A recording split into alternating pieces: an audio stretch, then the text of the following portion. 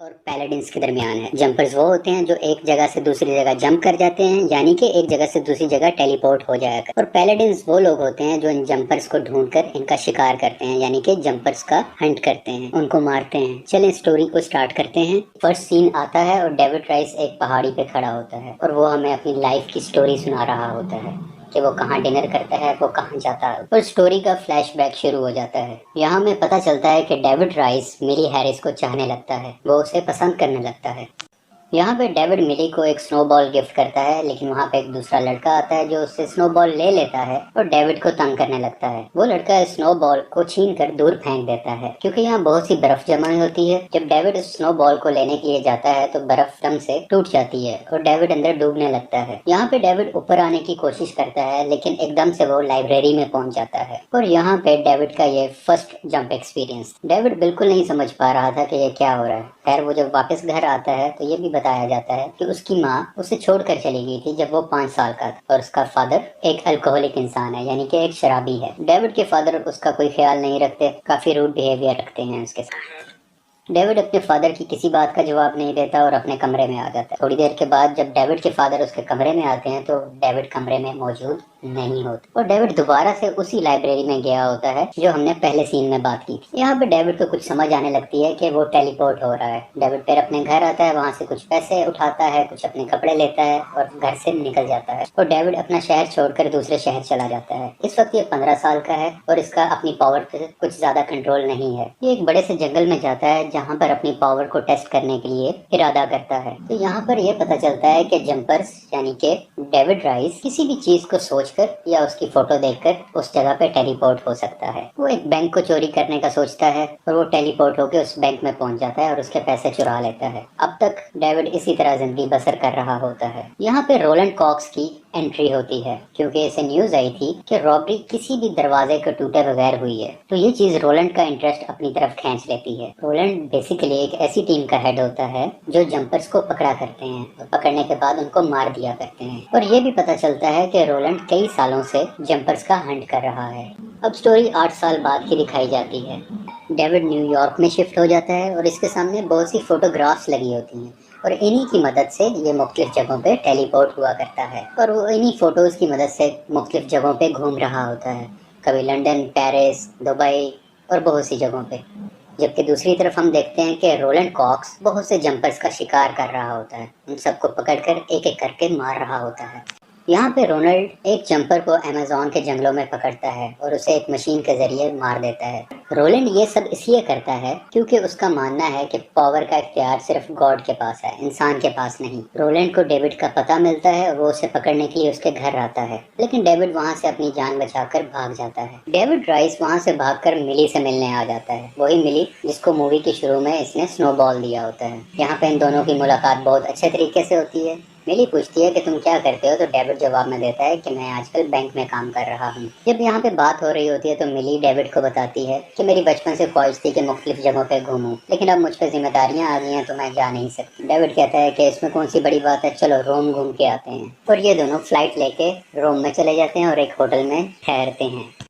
दूसरी तरफ Rowland David को पकड़ने के लिए अपनी इन्वेस्टिगेशन कर रहा होता है। डेविड ने अभी तक मिली को यह नहीं बताया होता कि वो एक जंपर है, और ये दोनों जिस जगह घूमने गए होते हैं वहाँ पे डेविड की मुलाकात ग्रिफिन से होती है। यहाँ पर उसे पता चलता है कि ग्रिफिन भी उसी की तरह एक और जंपर है। ये दोनों अभी बातचीत कर ही रहे होते हैं कि वहाँ पर पैलेडिन्स आ जाते हैं। पैलेडिन्स बेसिकली वही सीक्रेट एजेंसी है जिसको रोलैंड कॉक्स हेड कर रहा होता है, यानी कि एक तरफ जंपर्स हैं, दूसरी तरफ पैलेडिन्स हैं। पैलेडिन्स जंपर्स को पकड़कर मारा करते हैं। खैर जब ये दो पैलेडिन्स आ जाते हैं तो ग्रिफिन उन दोनों को मार देता है। बेसिकली ये दो पैलेडिन्स होते हैं, एक की बॉडी को ये वहीं छोड़ देता है और दूसरे को अपने घर ले आता है। इस चीज को देखते हुए डेविड ग्रिफिन का पीछा करता है और उसके घर आ जाता है। डेविड ग्रिफिन से पूछता है कि तुमने उनको क्यों मारा। खैर अभी बात हो ही रही होती है कि उसे मिली की याद आती है और वो वापस मिली के पास पहुंच जाता है। अभी मिली और डेविड वहीं पे मौजूद होते हैं कि लोकल पुलिस आ जाती है और शक की बुनियाद पे डेविड को पकड़कर पुलिस स्टेशन ले जाती है। डेविड से कई सवालात किए जाते हैं, लेकिन डेविड कहता है कि मैंने उसे नहीं मारा और ना ही मैंने देखा है कि वो लोग कैसे मरे हैं। वहाँ पे एक औरत की एंट्री होती है जो कि डेविड की माँ होती है और वो पुलिस इन्वेस्टिगेशन ऑफिसर होती है, और डेविड की माँ उसको जाने देती है, उसको यहाँ से रिलीज कर देती है। अब इसकी माँ की एंट्री कैसे हुई है ये मूवी में थोड़ा सा आगे बताया जाता है। पुलिस स्टेशन से जाने के बाद डेविड मिली को वापस अपने घर भेज देता है, क्योंकि डेविड उसके साथ नहीं जा पाता, क्योंकि उसकी वजह है कि डेविड का पासपोर्ट पुलिस स्टेशन में होता है। मिली काफी परेशान लगती है, लेकिन अब तक डेविड ने मिली को कुछ नहीं बताया होता कि वो जंपर है। दूसरी तरफ रोलैंड डेविड के फादर के पास आता है और उसके मुतालिक और उसकी माँ के मुतालिक कुछ इन्फॉर्मेशन लेने की कोशिश करता है। काफी हद तक उसे इन्फॉर्मेशन मिल जाती है और उसके बाद रोलैंड उसके फादर को मार देता है, क्योंकि ये पैलेडिन्स का एक तरीका होता है कि इन्फॉर्मेशन लेने के बाद जंपर्स के रिलेटिव्स को मार दिया जाए, और यहाँ पे रोलैंड भी ऐसा ही करता है।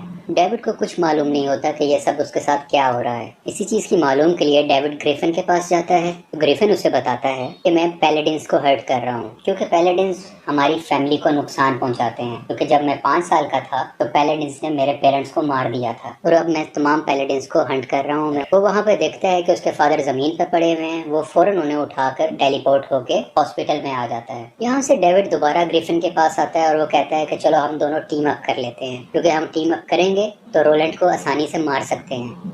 क्योंकि रोलैंड मेरे बारे में काफी इंफॉर्मेशन इकट्ठी कर रहा है और वो यकीनन मिली के पास भी जाएगा और उसको भी मार सकता है, जैसे कि मेरे फादर को मारा। और मुझे हर हाल में मिली को बचाना है। लेकिन ग्रिफिन उसकी बात को इनकार कर देता है और वो टेलीपोर्ट होके चाइना चला जाता है। डेविड भी उसके पीछे चाइना चला जाता है और ये दोनों वहाँ पे जंपिंग करते हैं और काफी जबरदस्त किस्म के स्टंट्स करते हैं, जो मूवी में बहुत अच्छे तरीके से दिखाया गया है। खैर आखिरकार ग्रिफिन मान जाता है और दोनों टीम अप हो जाते हैं। दोनों मिलके रोलैंड से लड़ने के लिए तैयार होते हैं। यहाँ पे ग्रिफिन डेविड को कहता है कि मुझे अपने घर जाना होगा वहाँ, क्योंकि मेरे पास वहाँ पे कुछ वेपन्स पड़े हुए हैं। ये वेपन्स हमें लड़ने में बहुत हेल्प करेंगे। और वो जंप करके अपने घर चला जाता है। दूसरी तरफ डेविड भी जंप करके मिली के घर चला जाता है उससे मिलने के लिए। ये दोनों अभी बातें कर ही रहे होते हैं कि डिफरेंट पैलेडिन्स और रोलैंड कॉक्स मिली के घर आ जाते हैं। और यहाँ पे फर्स्ट टाइम डेविड मिली के सामने अपना सीक्रेट रिवील करता है और उसे जंप कर भी दिखाता है, जिसे मिली देखकर बहुत परेशान हो जाती है। और डेविड मिली को लेकर जंप करता है और ग्रिफिन के घर पहुंच जाता है। और यहाँ हमें एक और चीज फर्स्ट टाइम मालूम होती है कि रोलैंड कॉक्स के पास एक मशीन होती है, जो कि बेसिकली एक ऐसी एनर्जी क्रिएट करती है जिससे आप एक डायमेंशन से दूसरी डायमेंशन तक टेलीपोर्ट हो जाया करते हैं, बिल्कुल जंपर्स की सलाहियत।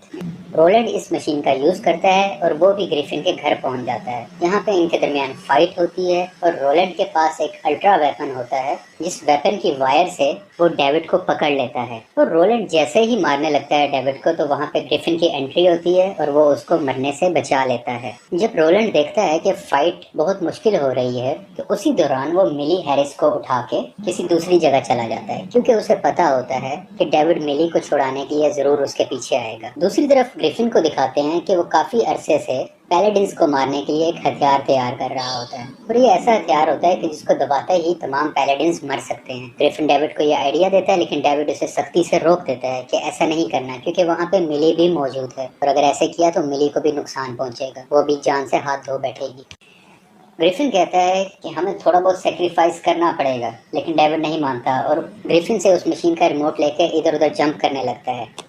और इन दोनों के दरमियान बहुत सी लड़ाई होने लगती है और ये दोनों एक जगह से दूसरी, दूसरी से तीसरी जगह जंप करने लगते हैं।